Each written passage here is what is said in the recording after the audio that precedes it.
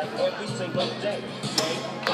Give a little something for the G's. So we gon' go an ounce of this. G's up, put it up for a second now. Ounce of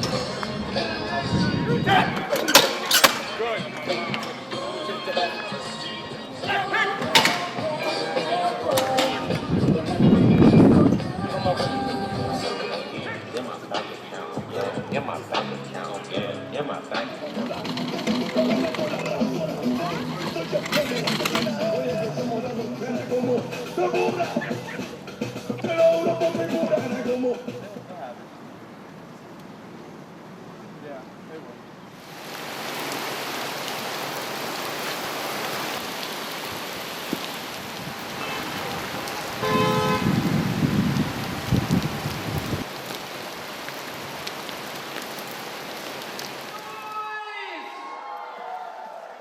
He has been absolutely perfect.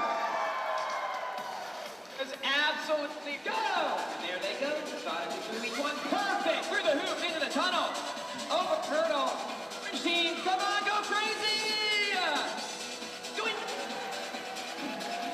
with a time of 10.54 seconds. Yeah. Oh. Damn. Drew, hey Drew, I'm getting arrested, Drew.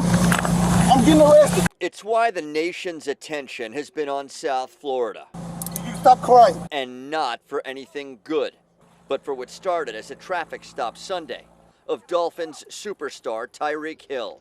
He was pulled over just outside Hard Rock Stadium a couple hours before the Fins' first game of the year, cited for careless driving and not wearing a seatbelt. Too late. Bro. Do what you gotta do.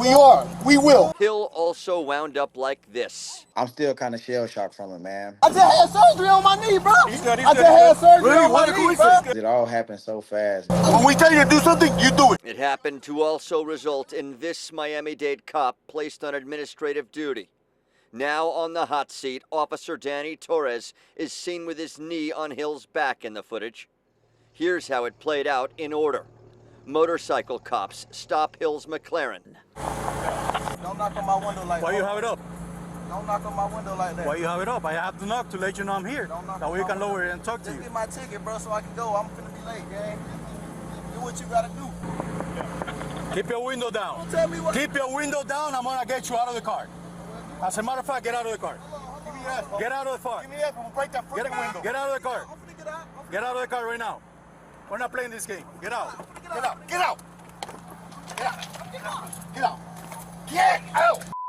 What part of blood are you doing this? Moments later, Torres takes Hill down again. I just had surgery on my knee. I just had surgery on my knee, bro.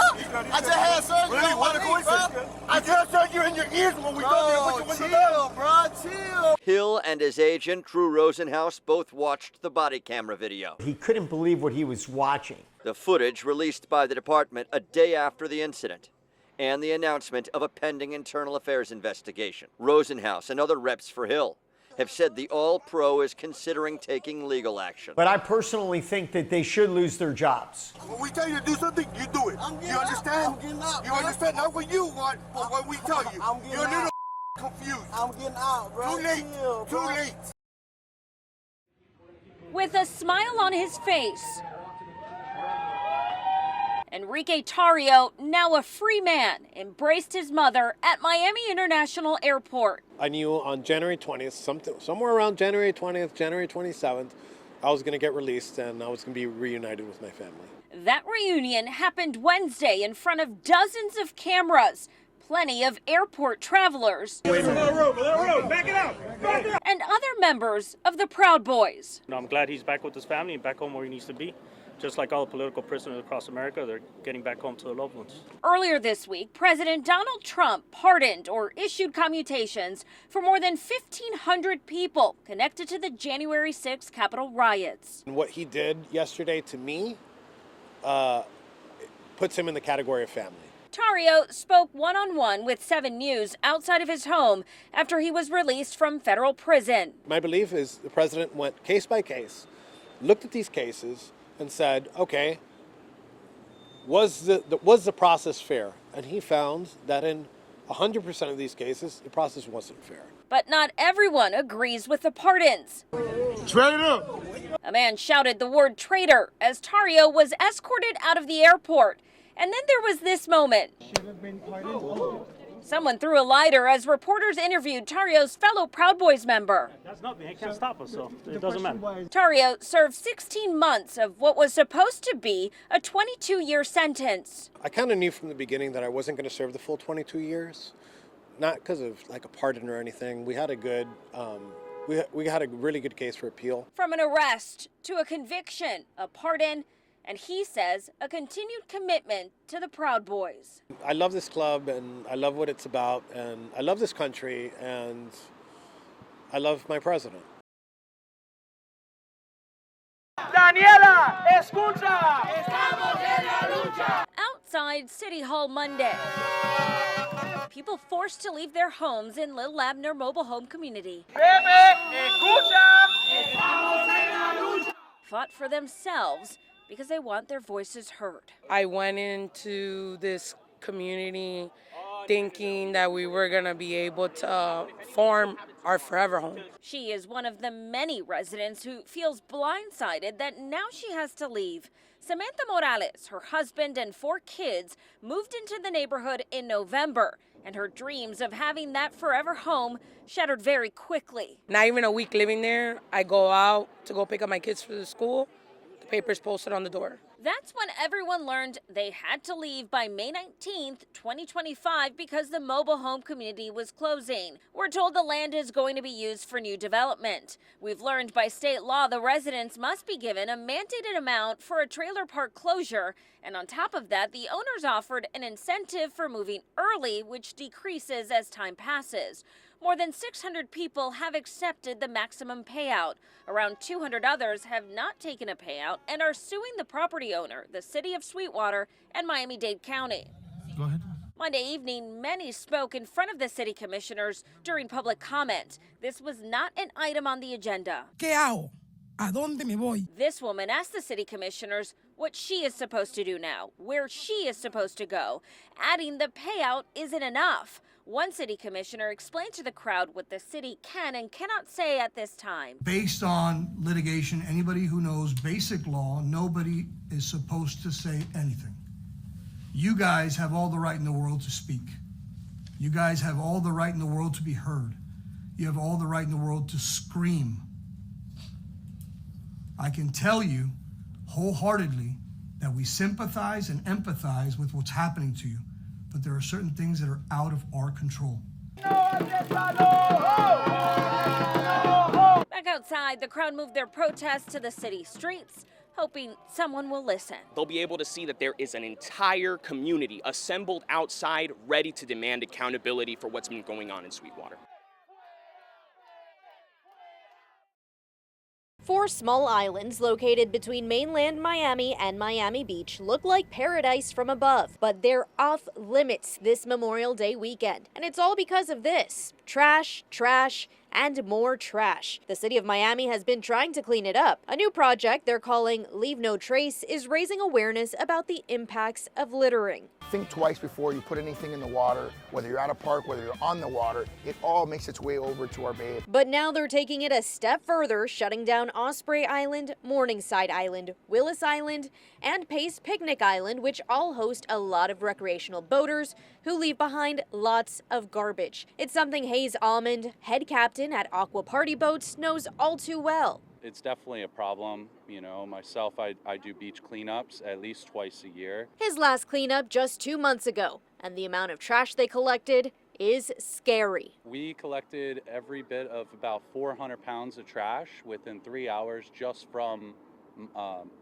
Picnic Island alone. Pace Picnic Park is one of the most popular islands on the weekend, so you can see the city of Miami has installed some new signage here to promote their Leave No Trace initiative. They say that this island, along with the others, will be closed until further notice starting on Friday. Anyone that is seen trespassing will be subject to arrest.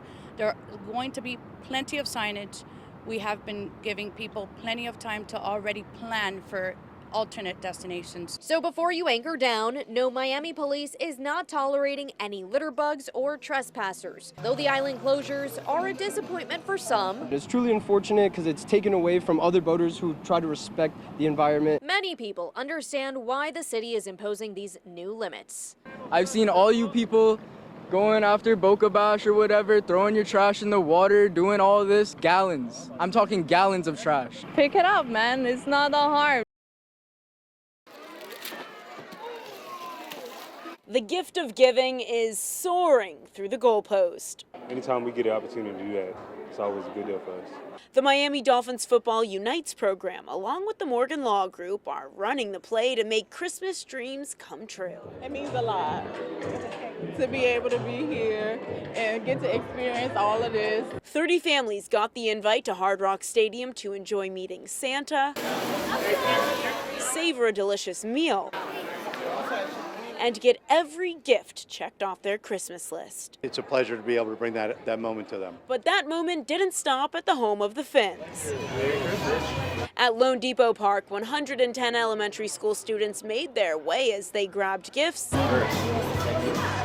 learned baseball and softball techniques, and met some of their favorite Marlins players. When you give them a gift and, for the pictures that you take with them and just spending the time with them, sitting down at the ornament making station as well, you just see the joy that they have spending time here with us. It's fun getting to spend time with these guys. Miami Marlins players Nick Fortes and Jesus Luzardo, along with the Miami Marlins Foundation and Florida Blue, hit a home run with their holiday wishes party.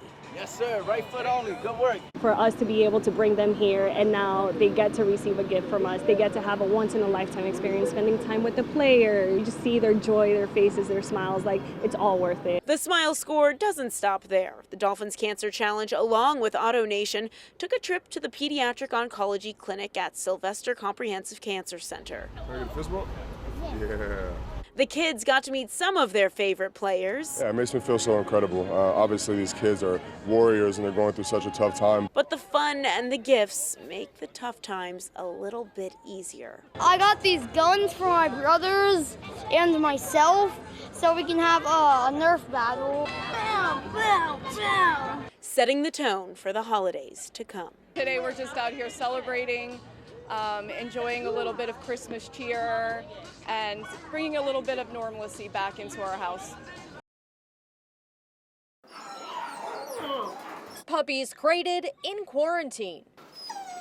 Getting treated after someone heartlessly abandoned them outside the Humane Society of Greater Miami and North Miami Beach Wednesday morning. Employees say around 10 a.m. they found 3 of them running around this area in the parking lot. They could have all been hit by cars. They could have run into West Dixie Highway. Josie Aguirre, executive director of the Humane Society, says then they found 4 more in a messy, battered crate with no food or access to water, all in the blazing South Florida sun. They were scared and nervous and very hard to catch. We actually realized right away that they were sick. They actually have multiple medical issues right now.